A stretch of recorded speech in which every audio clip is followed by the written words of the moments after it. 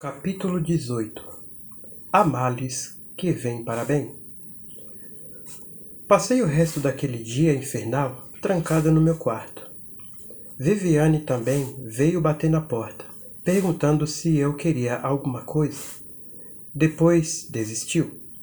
Na manhã seguinte, disfarçadamente, levei uma muda de roupa escondida na mochila.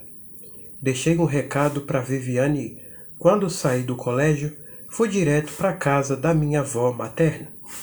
Apesar de se me dar muito bem com minha avó paterna e com a Bisa, eu não queria encarar ninguém da família do Rogério. Achei que a sogra dele seria mais interessante no momento. Talvez ela ficasse ao meu lado. Mas, para meu espanto, a minha avó, que já sabia da tragédia, parecia tranquila. Aí foi que bateu a maior revolta. Como é que a senhora encara numa boa o fato de Rogério ter abandonado Viviane? Devia estar louca da vida com ele. Minha querida, rebateu ela, tão racional quanto a filha. Quando se chega à minha idade, aprende-se a encarar as perdas de outras maneiras, sem tanto sofrimento inútil. E se tivesse sido vô que tivesse abandonado a senhora? Isso eu não saberia dizer com certeza, continuou ela. Seu avô morreu, então de certa forma também fui abandonada. Mas é muito diferente. Se Rogério tivesse morrido num desastre de avião, por exemplo, eu também ia compreender. Não teria sido culpa dele. Não desperdice a sua vida com esse tipo de sentimento, insistiu a avó. Seu pai está vivo e se apaixonou por outra mulher. Viviane e você vão ter de aceitar isso. O amor entre um homem e uma mulher, por mais difícil que seja admitir, pode acabar com o tempo, Laila. Mas e eu? Confesso que estava cada vez mais revoltada com a situação. Será que ele não pensou em mim? Viviane pode encontrar outro marido, mas para pai não existe refil. Existe? Minha avó sorriu, complacente. E quem disse que você precisa trocar de pai? Ele continua sendo seu pai, mesmo se separando da sua mãe. Nessa hora, me deu vontade de pegar a mochila e sair dali. Quem a avó pensava que estava enganando? Só faltou ela dizer que aprovava a atitude do Rogério. Por falar no diabo, ele ligou, querendo falar comigo. Mandei a avó dizer que eu estava dormindo e que retornava a ligação depois. O que não fiz, é claro. Ele ficou insistindo, até a avó me disse que estava constrangida com a situação. Ou eu atendia as ligações, ou ela deixaria o telefone tocar. Sem saída, quando o telefone tocou novamente, atendi de má vontade. Era Viviane. Tinha achado o bilhete.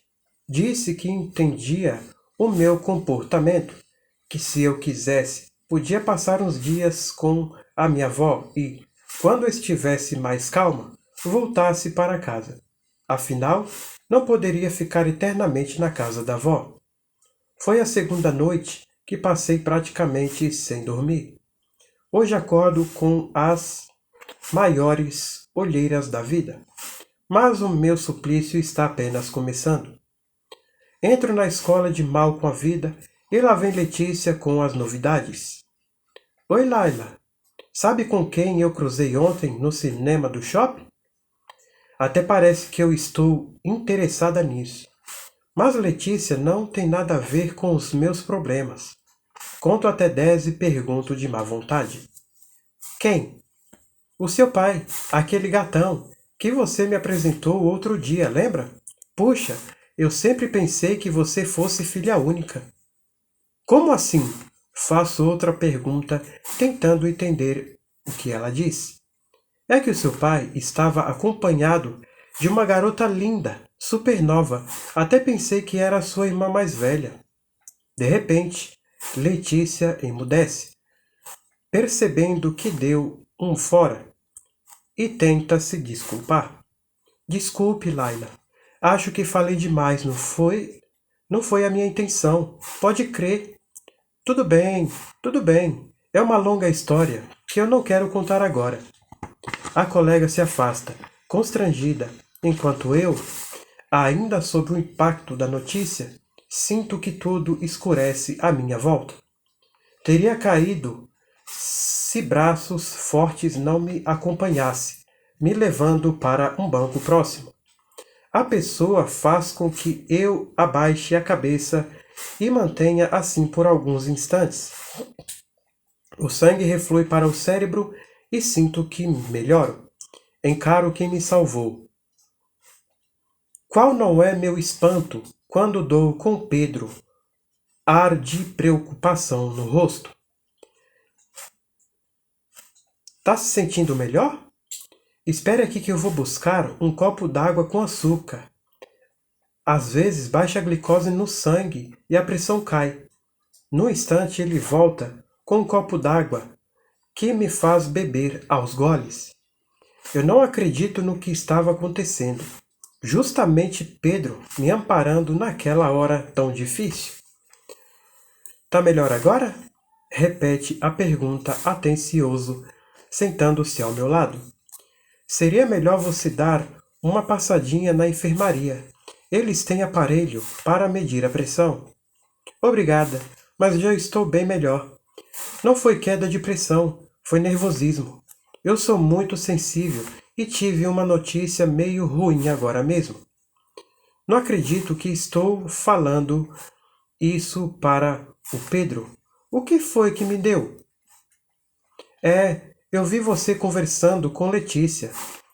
Ela ofendeu você, coisa parecida? Fico num instante indecisa se conto ou não a história toda para Pedro. Parece tão sem sentido, mas que diferença vai fazer?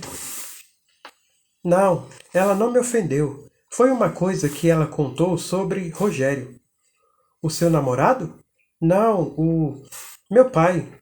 Engraçado. Você chama seu pai por nome.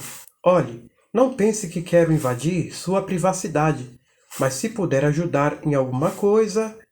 Você tem 5 minutos? Claro, ele disse. Então abro meu coração para Pedro e conto a história toda.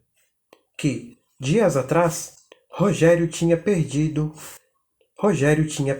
a separação de Viviane, que eu me mandei para a casa da avó materna e que, para completar a minha desgraça, Letícia tinha visto o Rogério no shopping acompanhado de uma garota linda, que ela pensou ser minha irmã mais velha. Quer dizer, Rogério tinha trocado a Viviane por uma garota que podia ser filha dele. Que barra, hein? Comenta Pedro. Não é à toa que você quase despencou. Sorte que eu estava logo atrás para segurá-la. E o que você acha disso? Olhe, Laila, eu vivi uma situação parecida faz pouco tempo, só que em relação à minha mãe. Ela é funcionária de uma multinacional e recebeu convite para trabalhar na Europa. Meu pai tem negócios no Brasil e não pôde ou não quis acompanhá-la. O relacionamento entre eles já não andava estas coisas, então resolveram se separar. Ela foi para a Europa e ele ficou no Brasil. Encaro Pedro e faço a pergunta. E você preferiu ficar com o seu pai? Geralmente é a mulher quem fica com a guarda dos filhos, não é? Eu sempre fui muito ligado à minha mãe. Percebo um lance de tristeza na voz de Pedro enquanto ele conta a história. Mas a minha vida está toda no Brasil. O colégio, meus amigos, meus avós. Então, de comum acordo, a gente decidiu que o melhor mesmo era eu continuar morando aqui. E você não sente falta da mãe? Demais.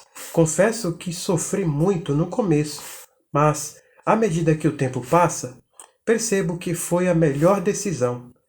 Depois de passar férias com ela na Europa, vi que não teria me adaptado lá. É tudo muito diferente. O clima, a falta de sol é maior parte do ano, até mesmo a forma de as pessoas se relacionarem. Enfim, é outra cultura. Ficar no Brasil com meu pai foi a melhor solução. Você quer dizer que, com o tempo, eu também vou me acostumar com a separação dos meus pais? É isso? Exatamente, Laila. Dê tempo ao tempo e não tenha raiva do seu pai. Ele continua amando você como antes. Pode ter certeza. Amor de homem para mulher e amor de pai para filho são coisas muito diferentes. Acredite em mim.